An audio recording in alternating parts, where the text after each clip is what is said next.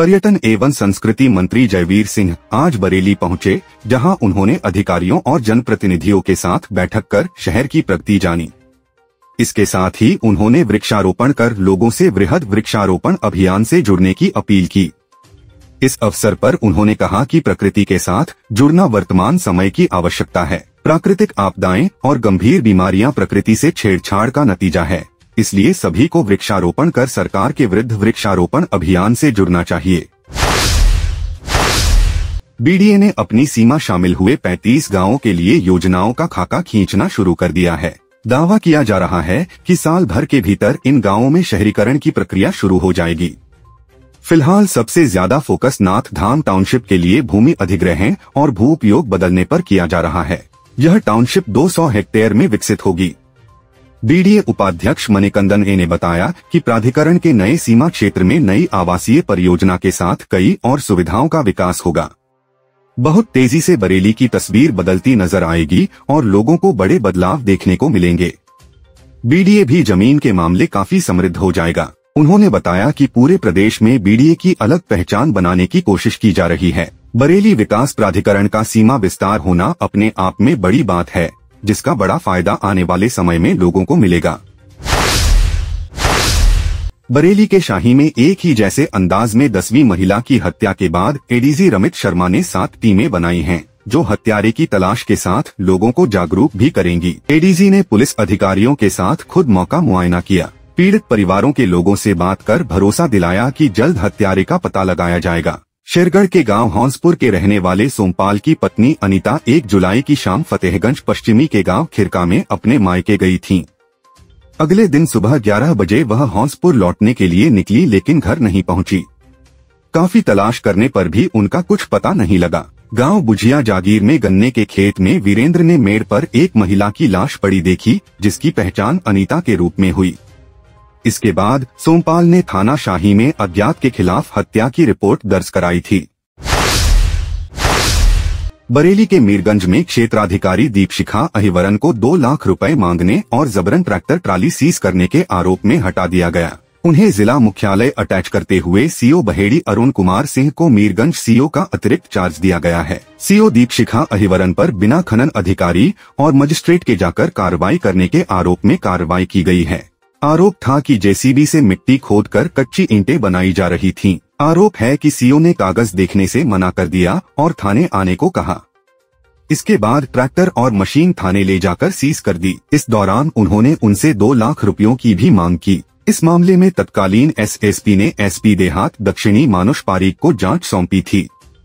SP देहात दक्षिणी मानुष पारीक की जांच में सामने आया कि सीओ दीपशिखा अहिवरन सिंह ने खनन अधिकारी और मजिस्ट्रेट को जानकारी दिए बिना खुद मौके पर पहुंचकर कार्रवाई की, जिससे लापरवाही, स्वेच्छाचारिता और शासनादेश की अवहेलना की।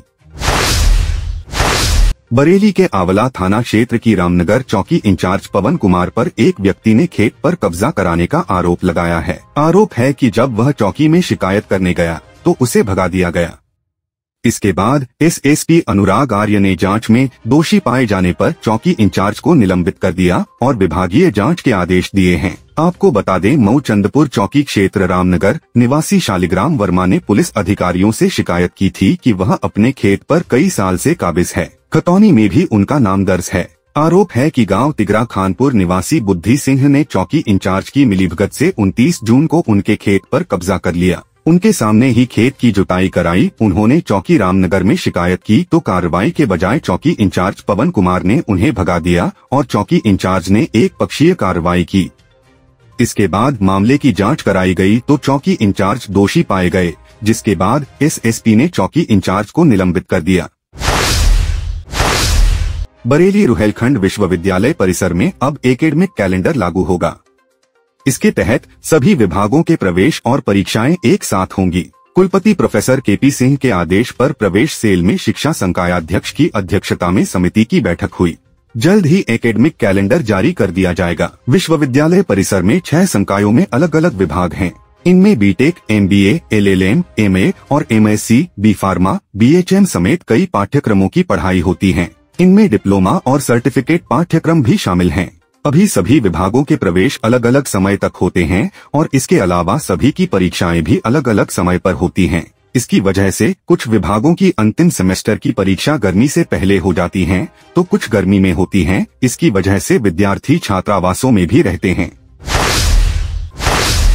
बरेली में पिछले 2 दिनों से हो रही भारी बारिश की वजह से भोजीपुरा में दियोरनिया नदी पर बना कच्चा पुल बह गया। इससे दर्जनों गांव मुख्य मार्ग से कट गए और उनका रास्ता बाधित हो गया। अग्रास रोड स्थित दियोरनिया नदी पर पुल का निर्माण काफी समय से चल रहा है। निर्माण कार्य की वजह से ठेकेदार और इंजीनियरों ने नदी पर कच्चा पुल बनाया था। बरसात में नदी के पानी का तेज बहाव पुल नहीं झेल सका और आज सुबह बह गया। इससे दर्जनों गांव को आने जाने का रास्ता बंद हो गया।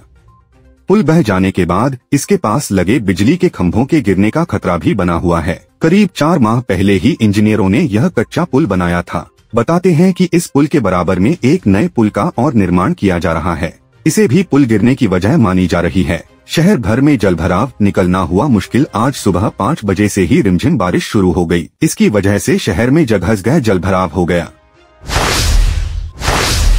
इनर व्हील क्लब का बरेली ब्लॉसम ने बड़े जोश और उत्साह के साथ नए साल की शुरुआत करते हुए शुभ कार्य किया है, जिसमें इनर व्हील क्लब का बरेली ब्लॉसम की अध्यक्ष पायल अग्रवाल और सेक्रेटरी कीर्ति अग्रवाल ने अपने क्लब मेंबर के साथ मिलकर राजकीय संकेत विद्यालय में एक वाटर कूलर लगवाया और संकेत विद्यालय में पढ़ने वाले छात्र छात्राओं को खाद्य पदार्थों के गिफ्ट पैकेट बांटे। इस कार्य का शुभारंभ जिला अध्यक्ष नीलू ठाकरे ने किया, जो आगरा से आई थी। इस कार्य में अनुराधा सिंगल, रेणु अग्रवाल और नीलू मिश्रा का भी सहयोग रहा और क्लब के सभी सदस्य उपस्थित थे।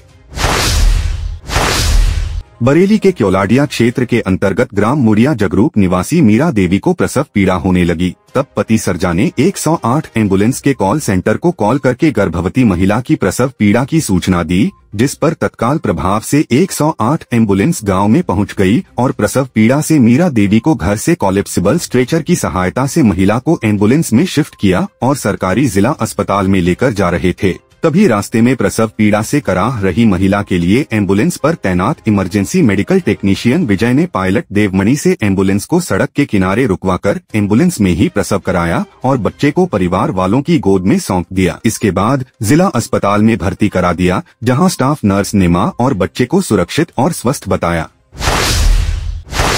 बरेली में एक कंपनी के काम कर घर वापस जाते समय अज्ञात वाहन की टक्कर से युवक की मौत हो गई। पुलिस ने शव को पोस्टमार्टम के लिए भेजा। जिला बदायूं क्षेत्र के थाना बिसौली गुलाब बाग निवासी अमन आर्य एक कंपनी में काम करता था। वर्तमान में डेलापीर के पास किराए के मकान में रह रहा था। कंपनी के काम से गया था। स्कूटी से घर वापस जाते समय डेलापीर रोड झूलेलाल गेट के पास अज्ञात वाहन ने स्कूटी में टक्कर मार दी, जिससे अमन आर्य की घटना स्थल पर मौत हो गई। टक्कर मारने के बाद वाहन फरार हो गया।